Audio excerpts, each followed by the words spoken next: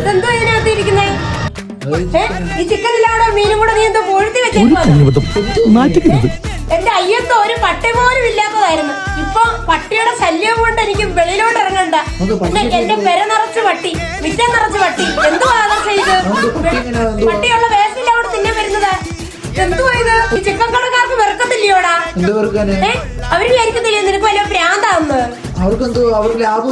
എന്താ ലാഭാ? അല്ല ദിവസം നീ ഇങ്ങനെ വെട്ടിക്കണ്ടിച്ചും കൊണ്ട് വരുന്ന അവർക്കും മടുക്കത്തില്ലയോ? പിന്നെ അവർക്ക് മടുക്കും.